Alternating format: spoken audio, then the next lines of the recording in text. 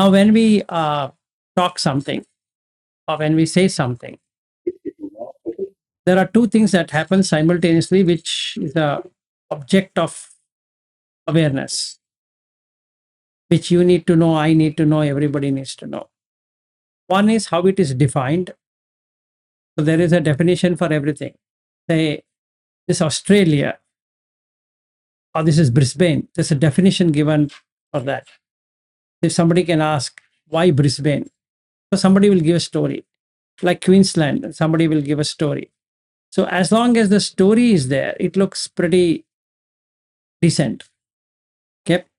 So you are caught up on the story. So every family, if we say a family, there's a story. There's something behind, like we are from so and so forefathers and blah, blah, all that. The story. So their story should have a narration, and narration and story should have a language. And that language should have something. Okay. And that something should have some essence.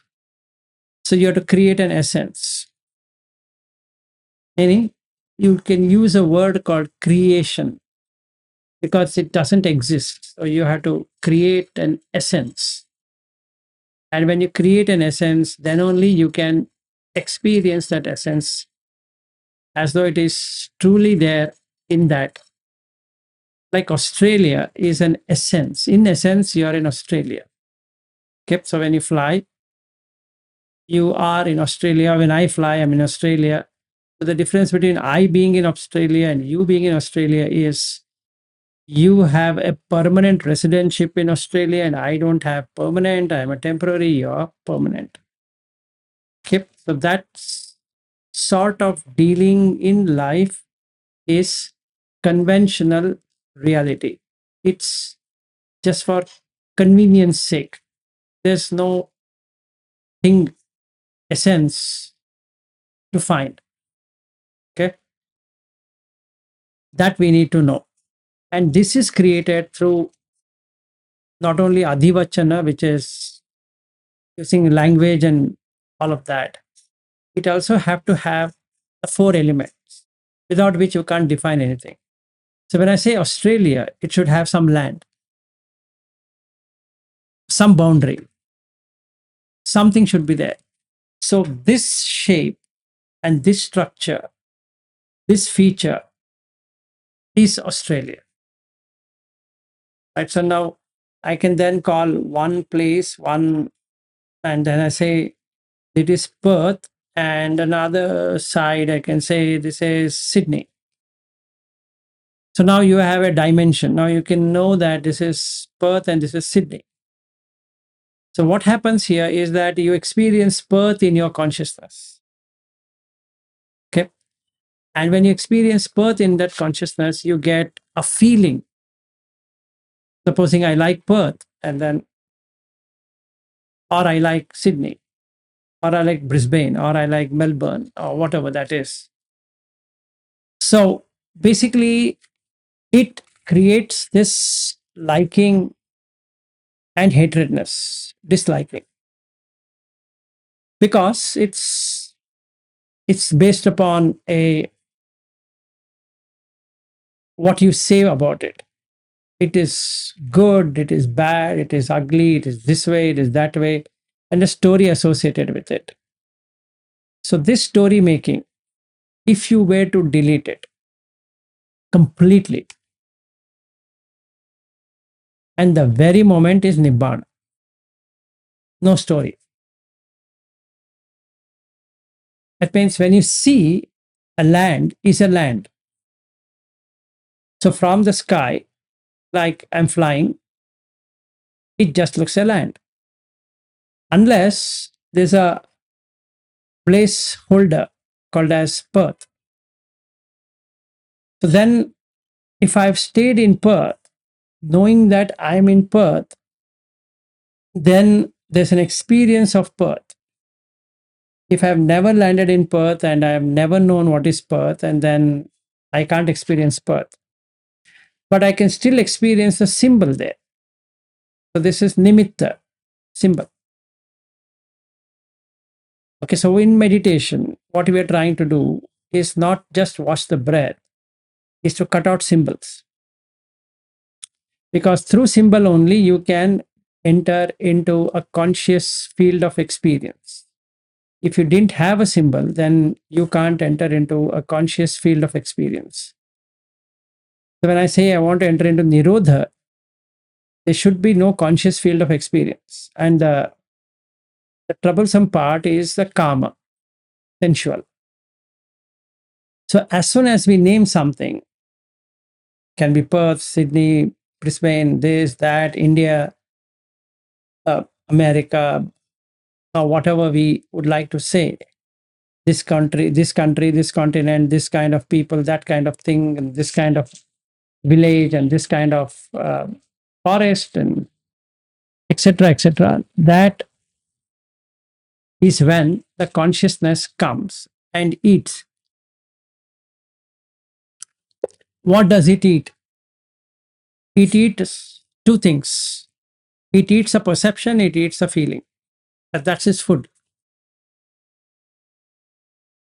So when I say I'm heading back home, the consciousness eats home, eats heading back, and keeps on eating that.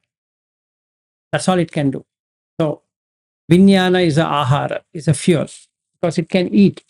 There's enough food for it to eat. So any conceptualization, it can eat. Home is a concept, so it can eat. And there's a intention, that's also a concept. So there's, again, it will eat. With intention, you can create a perception. So it will eat. So the objective here is to cut the very thing on which consciousness gets established.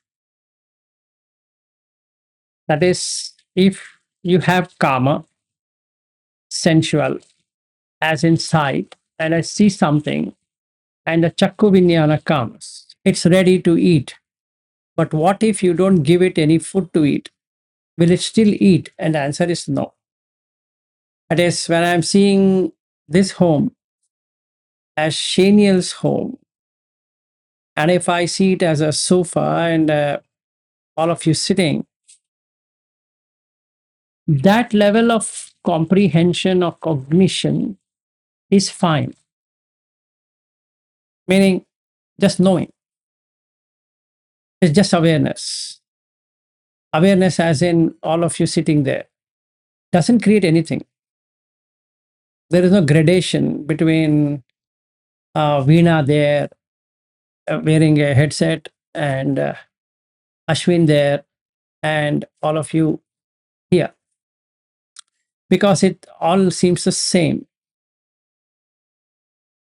So there's no problem. Absolutely fair.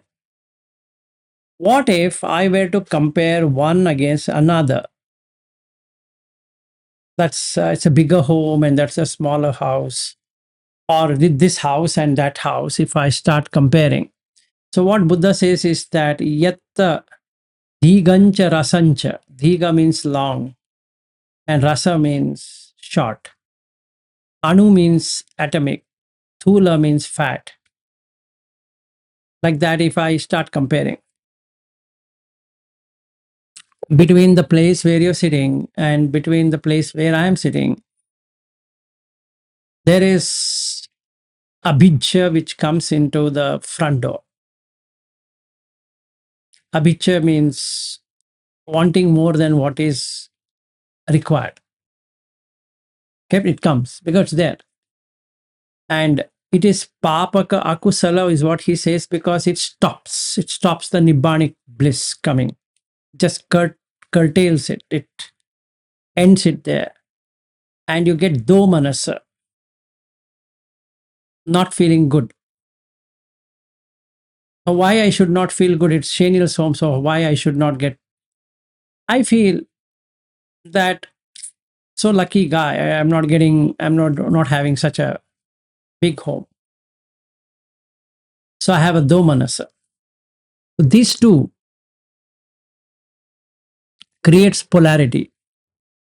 polarity means like this, one going for liking it, another going to disliking it. So bhava vibhava will happen. Bhava as in I want something like that. And vibhava means I don't like something like this house or this room. Now, if I were to ask someone why he has so much and why I don't have that, what would be the answer? The answer would be that person would say, Vilas, you don't have parmi or you don't have punya or you have something missing. Because we don't know why, right? We don't know. Now, then why do I have this home? Maybe you didn't do that well and so you have this home. So how should I get it? Is the next question. There should be something that makes me get it in this life, in this very life. Can I get it? Yeah, you can try, or I can try, but it might not happen. It may happen. I don't know. Right. So now the question comes: is there anything I can do apart from this, or that house here, there, and a house here? Can I cut both of them and get the nibbanic bliss right here, right now? Yes, I can do that. But that requires nothing. That requires no physical exertion of going and earning or doing something, maybe going to an astrologer and finding out when will I become rich like, or when will I have a house like this or something like that. I'm just taking this example. It can be any other examples. Basically, the pursuit, what we are doing is a failure pursuit because you'll not get it. And even if you get it, you lose it. Meaning, every night it will go away. It's not worth it. No matter wherever, whichever country we are staying in, by the night happens and you go to deep sleep, it's gone. You don't even remember where you slept. So it makes no sense. If I get that insight for myself, then I've done chaga. That is giving up. So then sabbu padi patini saggo happens. That is all that which is created, right? Like this house, gone. Because by nature, you don't experience in the night. By the very nature, not that you exist and that exists. You don't exist at all. There's no you who is existing. But that's the reality. No matter where you're staying, it's in Australia or in US or India or wherever you're existing at this point in time, all that you can do is in a dream state experience that you think it is yours, but when you sleep, you have no daughters, you have no sons, you have no husband, you have no wife, you have no house, you have no education background, you don't have job, you don't have anything. Whenever that happens, it need not be night. Whenever it happens, if you go to sleep in the afternoon, it's gone. Let's say Bobby sleeps in the afternoon, takes a nap, 10 minutes nap, done, over. He's dead. That I person is dead. So till that he wakes up, and then the mind comes up and says that I am, right? I am. And with the eye, with the ear, with the nose, with the tongue, with the body, I am. And that's the experience of I am in the consciousness. But otherwise, there is no I am experience at all. So now the question is, can I have that no I experience while awake?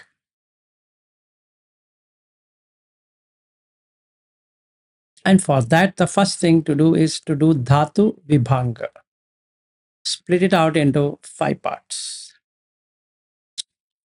So when we do that, along with that, we need to do another one called as or known as Sukha Piti Sukha Vimokha. Piti Sukha Vimokha. What it means is that Piti is joy. So now when I see this house, there is a joy.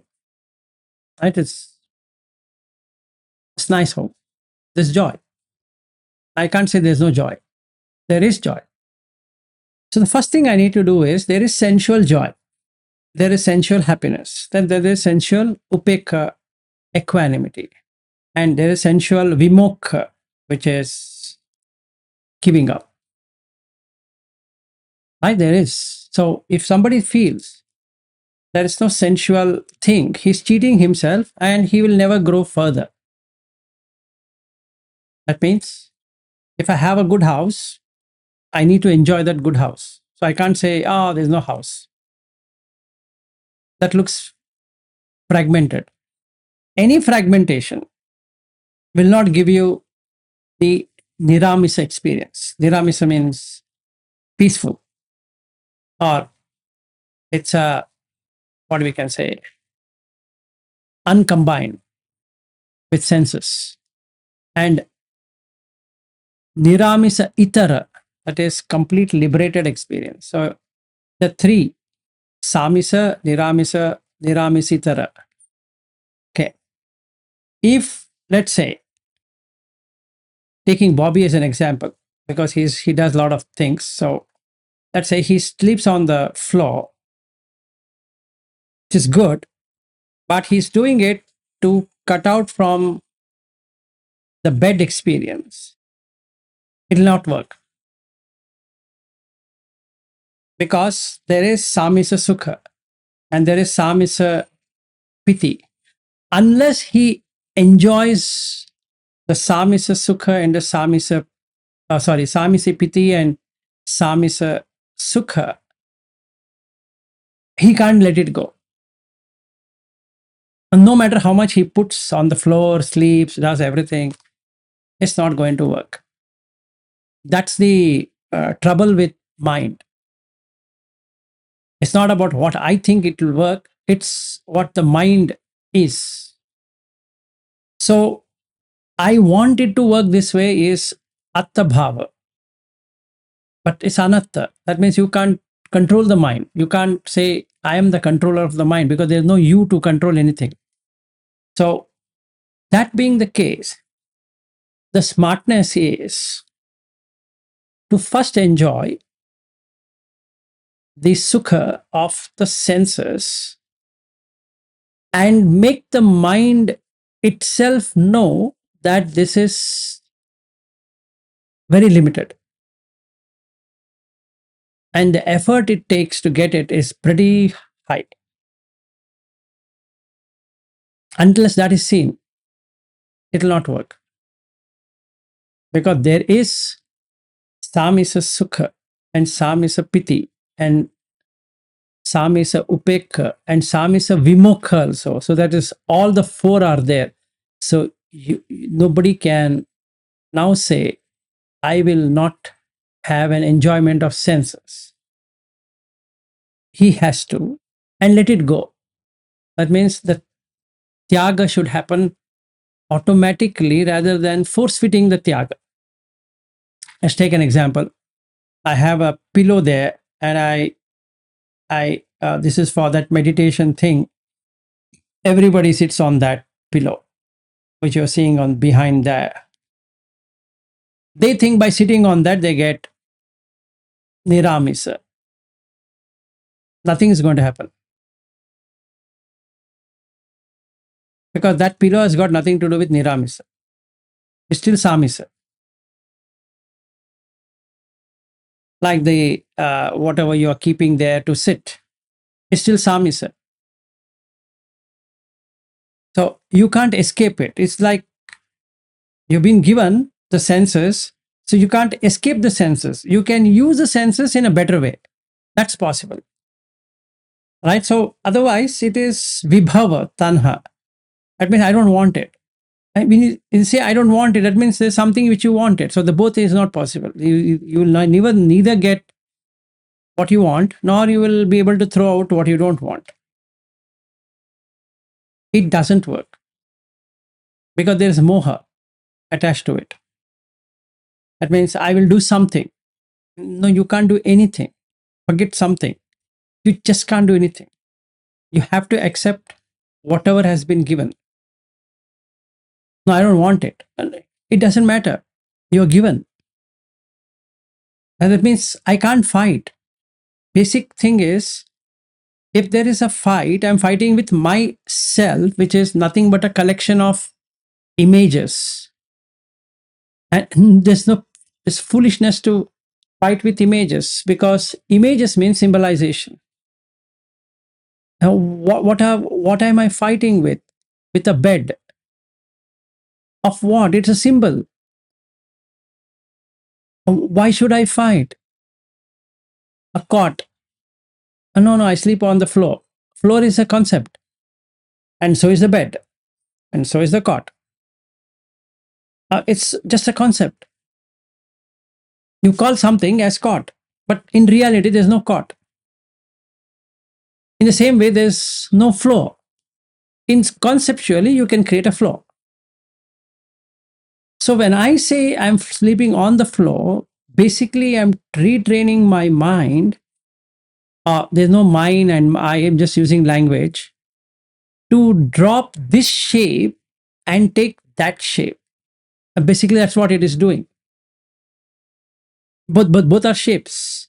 So, other question comes in the mind: what's the difference between sleeping on the floor and sleeping on the cot? And there's no answer to it. I just say that is relishing and this is not. Makes no sense. As far as mind goes, it doesn't make any sense to it, because I'm saying I'm cutting it off. No, you can't cut off. The meaning of cutting it off is that you don't make conditions which will make it associate with it. That means it doesn't come into the conscious experience. Let's say the bed is not coming in my, sorry, the cot is not coming in my conscious experience. It doesn't matter what it is called as. It is called as bed, it is called as floor bed, or it is called as cot, it is called as by whatever damn name. It's a place to sleep. Senasana in Pali. Just a place to put your body. It doesn't matter. And then it's done. So the mind is not holding on to the symbol, the conceptual reality symbol. In the same way, everything. So if I tighten things up, it doesn't work. If I loosen things up, also it doesn't work, because Sam is a sukha, Sam is a piti, Sam is a upekha, Sam is a vimokha. All the four exist.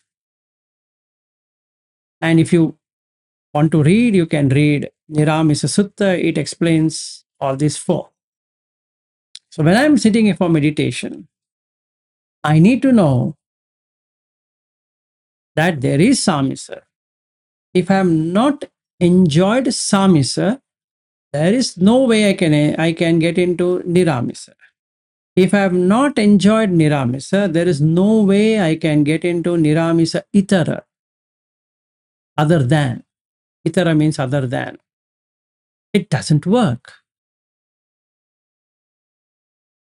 It will be foolishness on my part to believe that I can jump directly into Niramisa and or to the Niramisitara without Samisa. And it'll be even more foolish for me to think that I will not enter into jhana, I'll directly go into panya. It's not possible. Okay. So the thing is, I need to accept.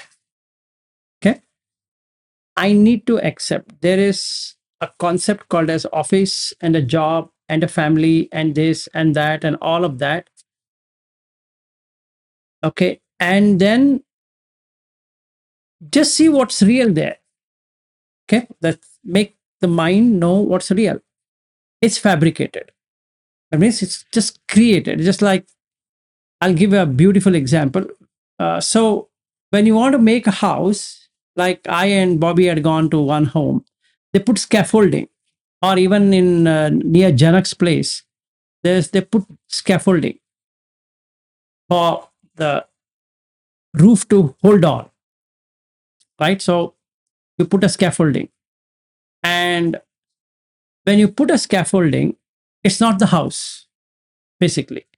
But without the scaffolding, you can't have an house. Okay.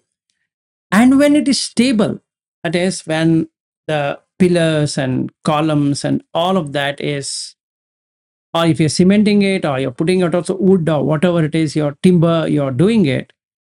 And when it is ready, you remove the temporary thing, scaffolding, right? And the house will not fall down because now you don't require scaffolding. In the very same way, the senses are the scaffolding. They're just scaffolding. See, you can't live without them, but they're scaffolding. And you can't say, I need a house. Sorry. Without creating the environment for the house, you can't create a house. The same way, without creating the environment for the events to happen, you can't get anything out of it. No matter how much I believe that I'll do this, I'll do that, it just not going to work. I can be going in circles. I can be going elsewhere, here, there, wherever. It might not help because it's conceptual. It's basically doesn't have any essence. In reality, all of these don't have any essence. But they are there for convention.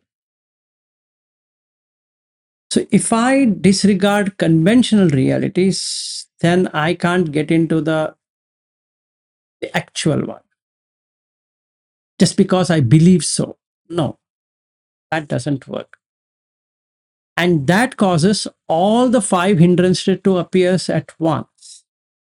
First one, which is very strong in all of us, is doubt.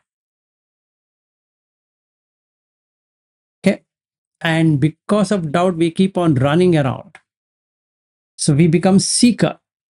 The moment we are seeker, it is very clear we are in doubt. Otherwise, there's no seeking. If you find someone or something and you are, and it met your requirement, it means there's no seeking required. What's there to seek? It's done. So the first question I need to ask myself is, am I seeking? And if I'm seeking, means I'm in pursuit of happiness, which is never going to happen. It's never. It's never means it's never. It's never ending. I think I'm getting close to it, and then I find, oh, no. And I'm getting close to it, and no, because I'm going behind concepts. Okay. So then what's the respite from this? The only respite, as far as I have seen, I don't know about others, is you have to go back to the sutta at least to see what it says. Okay. I have to do some evaluation myself. Is this the right way I'm seeing it, or did I miss something? And then, like we are discussing today, we just discuss, but you have to get the scaffolding. First thing is get the scaffolding. It doesn't matter whether that contractor is good or bad. You feel that this contractor knows how he has built houses, so you just rely on his judgment, or you have your own judgment. That means you put a scaffolding for yourself and don't use that guy.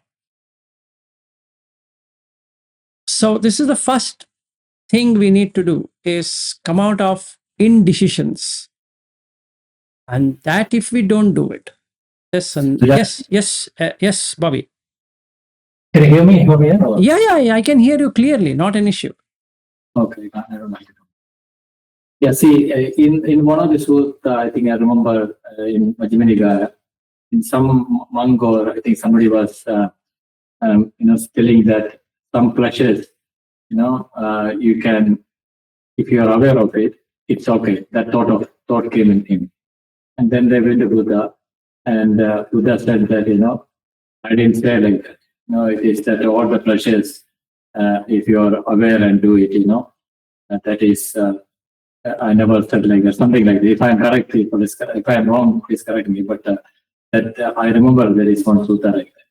Yeah, there are contradictory sutta. So that's the reason he says in the Panchakanga Sutta. That this sutta is this one monk was in Majjhima Nikaya. One monk was this perennial view came in him.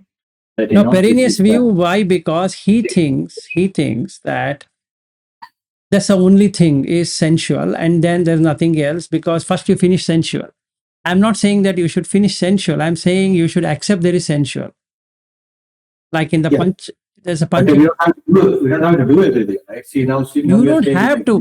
You don't have to reject it, but you don't have to do it also. It's a walking on a tightrope, Bobby. Is like you shouldn't do it per se, but you shouldn't also not say that there's nothing there. Yeah. Right? Both are extremes.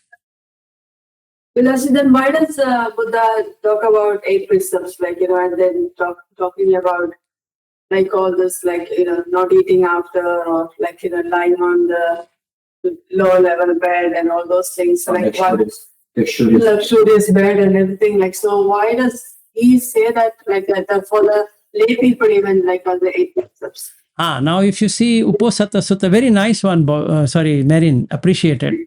So first and foremost, we need to understand what is feasible and what is not feasible, what is disciplined and what is indisciplined. And these are the 4 things we need to look at. Now, what does an arhat do? And what does a normal sekha or even a lay person do? So first we'll put what a lay person or a puthujana will do. Okay. Like a childlike person. What does he or she does? He will create suffering. What is suffering? Not the body suffering, not the mental suffering. It's the rebirth process which is suffering. That's what he creates. So first and foremost, we need to understand that we are creating a rebirth process. That is recircling and coming back to the same state again and again and again. And that is the suffering, basically. So let's take the first one, panatipata. It means that I would like to kill for now because it makes sense for me to get whatever I want. So the problem is that with that approach, there would be a time when I have to give it. Okay, there's a yield, like what they put in on the road, yield. So ultimately, that consciousness has to yield. So when it yields, somebody kills. You get the same effect later. So if you don't want that effect, don't kill. If you don't want that effect, don't steal. If you don't want that effect, don't have sexual misconduct. If you don't have that effect, like that, each one of them.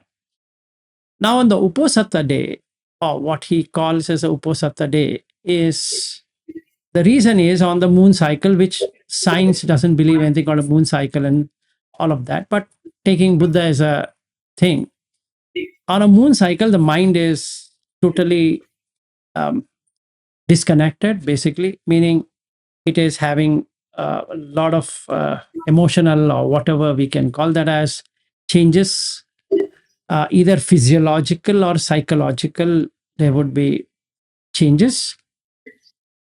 And hence he added another 3 things to it. Okay. In fact, if somebody reads it right, he doesn't say anything like you shouldn't eat. He says, Vikala Bhojana. If you're not hungry, don't eat. And that is the same state forever. If you don't want any diseases to come, it comes only through eating. So if you're moderate in eating, when you're hungry, eat it. Don't have hunger, don't eat it. you will see that the cholesterol will reduce and the body is in a better shape, even otherwise. And that's truth. And he says that Vikala Bhojana, and he says Eka Bhattika. And now this is where things get slightly complicated. Bhatti means rice. So at the time, people used to have rice and they used to go to the person's home and eat. So now you're troubling those people to prepare food again and again because they are lay people and they are doing it. So these monks eat only once, one time full square meal, meaning they collect and they eat. Okay. And they can eat little bit and later they can eat little bit, but one time only you can collect it. Okay. Eka bhattika. That is what it means. Lay people, no? Not for monks. Yeah, that is what he said, the sutta says. Oh. But the Mirashi, if that is the case, in one sutta, Buddha says one monk came, before the meal time, and then he was just finishing his food. Then this monk, somebody told that I have a little bit of food remaining in this one, so you can eat it if you want. But and that monk told, no, it's okay.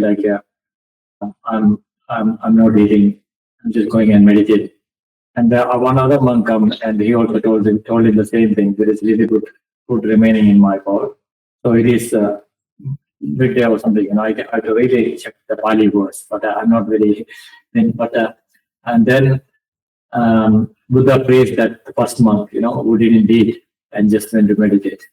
So even though I think it looks like he didn't eat that day, or he was crossed the time of eating. Yes, I know that sutta, it's fine, but what I'm trying to say is that Eka Bhattika is not one meal at all, and in the sense of afternoon. In Pali, in fact, in all the suttas, you will not find anything after noon as a word. It only says Vikala. It doesn't say afternoon, forenoon, early evening, late evening. Only in the night he says Ratti Bhojana. That is, in the night, don't eat. And there's one other sutta, since you're asking me this, Bobby, that one monk goes into asking for food in the night, and then one lady sees and she sees him as a ghost and she shrieks and we have discussed that. I think I know that. But, and in the Vinaya, if you go to the Vinaya section, it's there. He says, why am I banning you from going and eating in the night? Okay. So anyway, now there are 4 things associated with it. So let's first understand these 4 things. 1, if you eat much, you can't meditate, which is true. 2, it is not good for health. 3, in the modern medicine, they don't accept the Vata, Pitta, Kapha concept. But in the Ayurveda concept, it is, or Ayurvedic way of looking, it is that it increases Vata and Pitta. So then you will have digestive disorders. So it is better not to eat in the night, not to eat in between meals. Like, the modern science says eat 4 square meals or whatever square meals you want. But in this, they say that you shouldn't eat.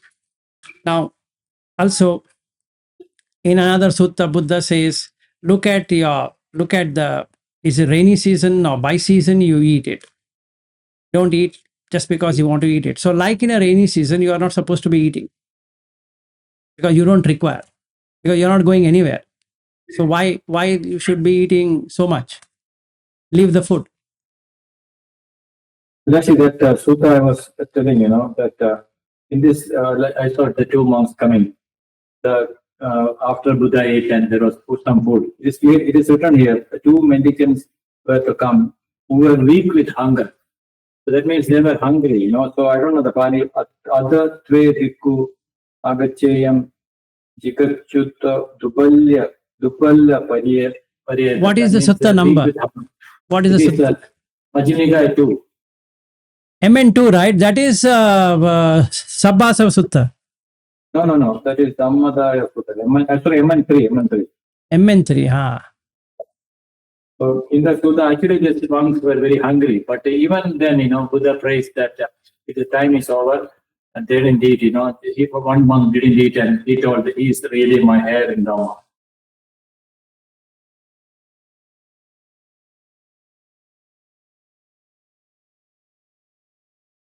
And then there was some extra alms food. Okay.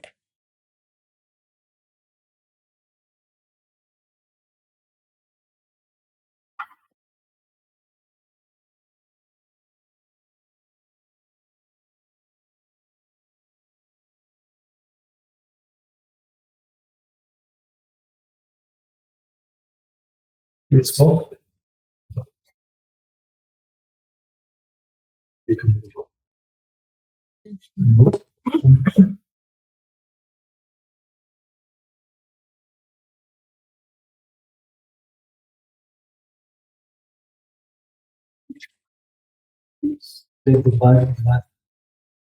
He's talking from Amisa.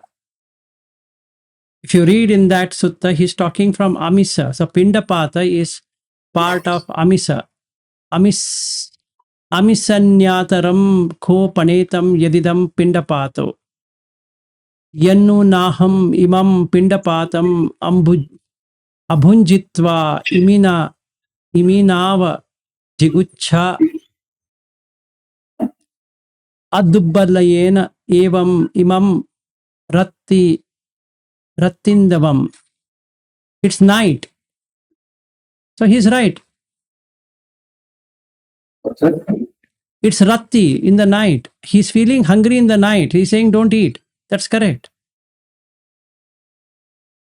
Ratti is there, no? Okay, I'm just, so what is it? So when do you have refused to eat? And, that's very good, right?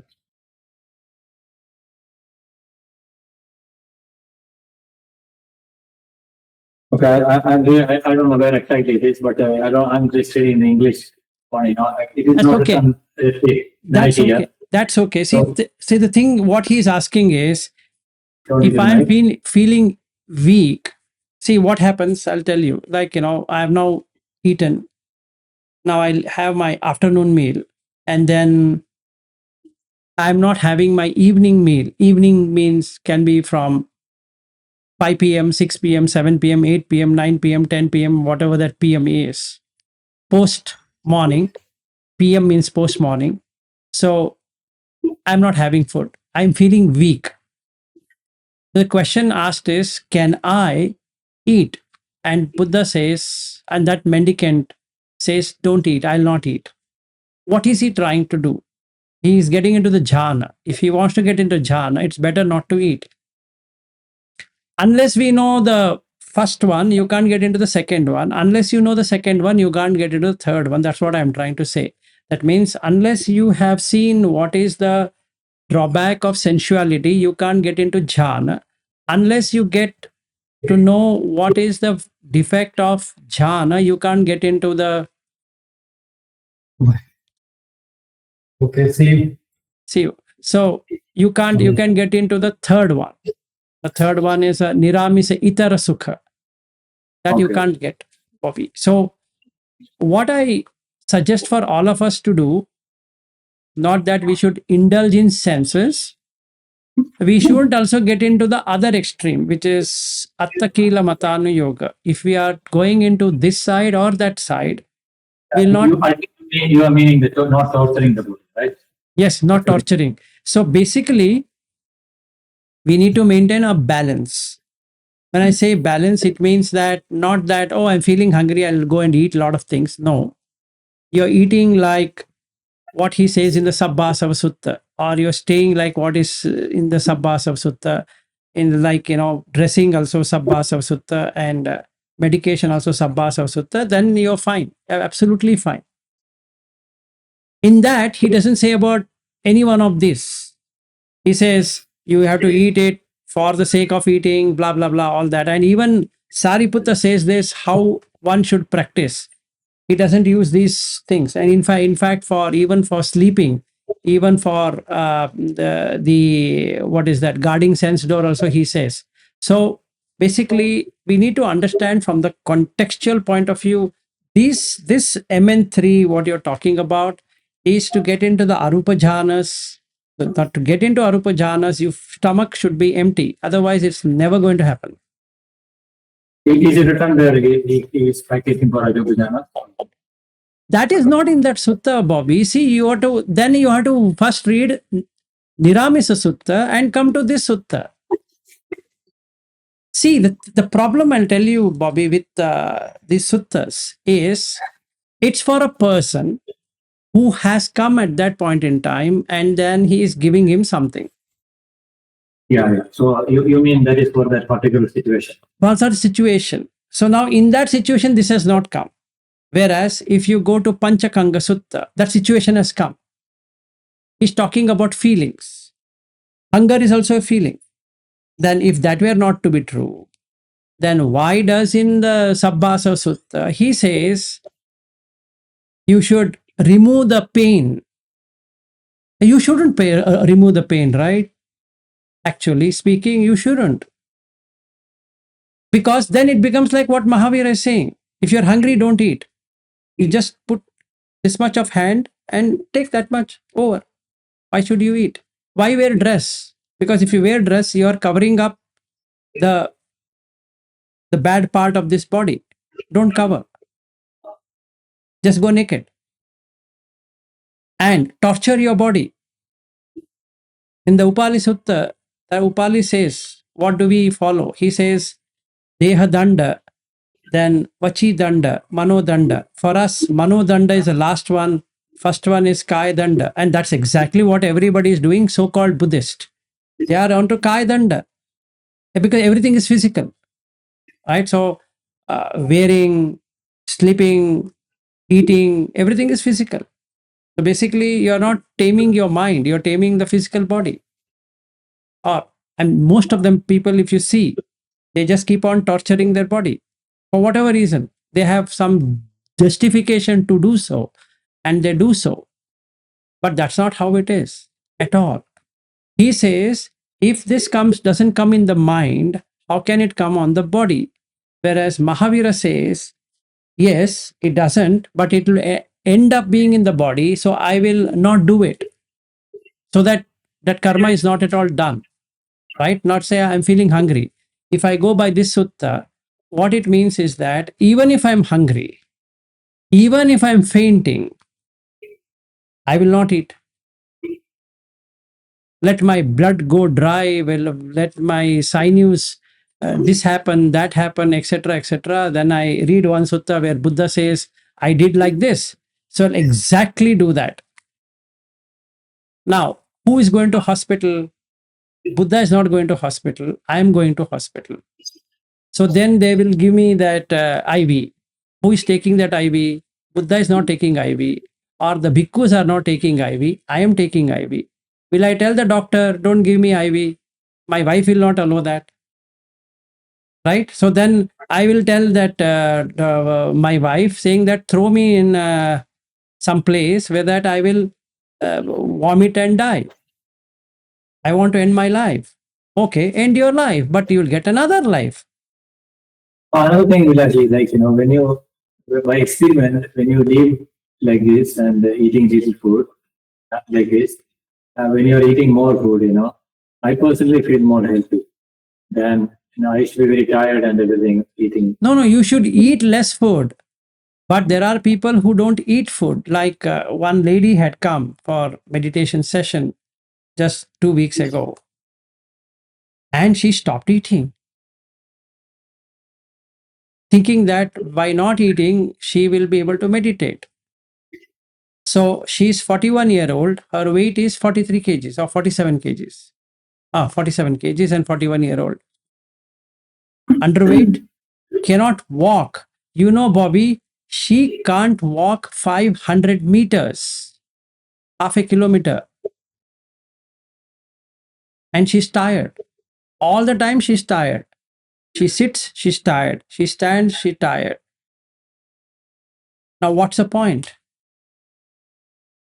Yeah, I understand that, so you are saying to keep the balance. Yeah, keep the balance. Don't do anything which is not there in the sutta. Do exactly what is written in the sutta. You don't even have to take a deviation. Just do what he says in the Sabbasava Sutta. He says exactly how should you follow on 8 of them, 8 grounds or 7 grounds. You do exactly the same. You don't even change even a 1 centimeter of that. You just stay as per that. You're having a place to sleep. Use it. And you have food to eat. Don't worry about what kind of food. Eat if you're hungry. Don't eat if you're not hungry. Simple. Keep it pretty simple. Don't stuff it. Don't enjoy it. Just for maintenance of the body. Yes. Same thing with the room. Just for maintenance. Perfect. Then for clothes, just wear it. Doesn't matter whether I wear a t-shirt or I wear a chivara or whatever that is. It doesn't matter. Just to cover this body, right? It looks so ugly, so I'm covering it. That's the only aspect I know. I'm doing it. And medication. Whereas if I follow Mahavira, I don't have to take medication. I don't have to wear anything. I don't have to eat, and I don't have to basically stay anywhere. Right? I can go to that extreme. Or I can go to this extreme where I need air conditioning and I need this, I want a huge house and all that. What if you still have all of that? Don't consider it. Don't take it. You have it. You can change in your mind. It doesn't matter. So Buddha Dhamma is about changing the mindset rather than physical. Mahavira teaching is changing the physical, not the mind. So it's up to us. What exactly are we following? We might be thinking like these people who came, the last ones, they were thinking they're following Buddha Dhamma, but actually they're following Mahavira. Because all they think they were doing is only that. I'll not do this, I'll not do this, I'll not do this, I'll not do this, I'll not do this. And which is what Mahavira says. That's body danda. That is Kaya danda. The 3 danda. Kaya danda, Vachi danda, Mano danda. So he says Kaya danda is the prominent one because that can be seen, that it has appeared. This body has appeared, right? So this body is not mine. It's appeared. So what should I do? I should destroy it because it's appeared. And Buddha says the other way around to Upali. Okay, now if you say this way, but where did it first appear? It appeared in the body or it appeared in the mind? It appeared in the mind. And then it flew to the Vachi and then it flew to the body, right? So you cut the mind and then it will not come to the body. After coming to the body, how will you cut it? So you're torturing it basically, which makes no sense. I'm not saying that we should then go back and indulge. No, don't indulge. Like in the case of Shaniel, he's having this home, let's say. He doesn't have to take it as his and he can cut off. And then that's the reason he's able to enter into jhanas. He's having the entire property, right? So anybody would have been indulgent. He's not indulging, even though he has. So it's possible. Maybe we can say he had a good fortune of the last life. He got all of this. Maybe it's fine. And then he has got it. He doesn't have to throw it. He doesn't have to keep it. He can just use it. It's just usage. That's it. There's nothing personal about it. It's just you're using it. You're using the body. You're using the food. You're using furniture. You're using everything. So in the first thing is we need to have a samisa sukha, samisa piti, sukha, upekha, vimukha is there. Then we see the drawback, adinava, that is asada, adinava, nissarana. So asada means enjoyment. Adinava is danger. Nissarana is escape. So first and foremost, I accept, 100% accept that there is sensual enjoyment. Absolutely acceptable. No questions. Then I come into the danger of that is its repetition. So I'll see the danger and the mind picks up the danger, so it lets go of this, but it wants another sukha. Another piti. So it'll get into the jhanik piti so that it can give up this piti. It'll get into jhanik sukha. It can give up this sensual sukha. Then it gets into jhanik upekha to give up this, and it gets into jhanik vimukha and give up this. Like what Shenial is doing today, if he goes into 8 jhana, that is vimukha. And your question will be answered, Bobby, when you're asking me about vimukha, the cheto vimukti. He says there are 4 of them. Akashanchayatana, Vinyananchayatana, Nevasanya, Akasha Vinyana, Akincha, and Nevasanya, Nasanyayatana. All the 4 are vimukha. Okay. All the 4 lead into liberation. That's there in the same sutta what I'm talking about. That will answer to your question. Niramisa Sutta. Niramisa Sutta, yes. I'll see it, yeah. Okay, now that you're going to stay back with Shenial, you can read it now. You have a lot of time to actually do that. Sutta needs to go now. Yes, and before you guys leave, I think Anusha had raised her hand, so let's finish with her and then we can end. No, that's okay. I was listening to you and Bobby's discussion because I have encountered the same thing because I'm maybe still not an Arahant or Anagami. Sometimes like you have this urge to do something and it was like I was thinking, okay, like even a small one, like eating a chocolate or something like that. So sometimes it's so hard. So what I try to control, and I know the more I control, the more mind is onto it. So with sati, I try to take it and then I introspect. If I take it, this, then, I look at the Trilakkhana and I try to teach the mind by eating that piece of cake will give more health issues to this body and more suffering. Only then the mind will let go. If I control it, I have noticed it's very hard. It comes like 10 demons at once. So maybe because still there is Kamaraga Patiga. So that, it's just a small incident I wanted to share. Yeah, sure. So I saw the balance. Sometimes sometimes I go ahead and do it.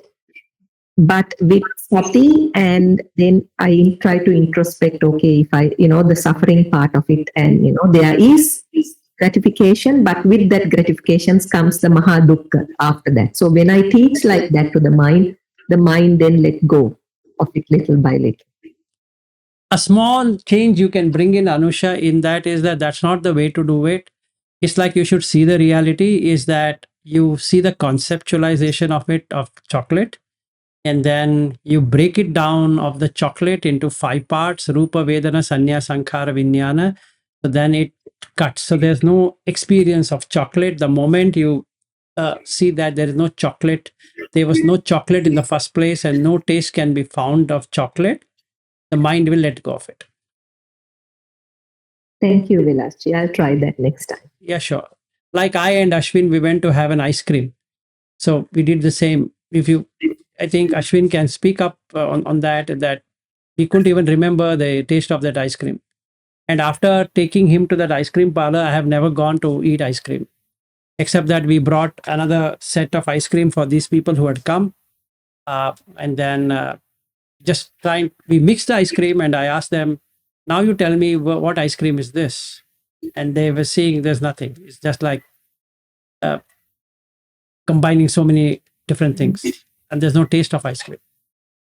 Yes, Ashwin. We went to first shop and then we feel that this ice cream is not good. Particularly I said to Vilasji, I was not good, the other one we should go. So he said, okay, why? So I said, no, next time we will do. So to cut off the ice cream desires, he insisted me, okay, let's go today. We will see all the khandas or something, how it should be. We try the ice cream, next ice cream.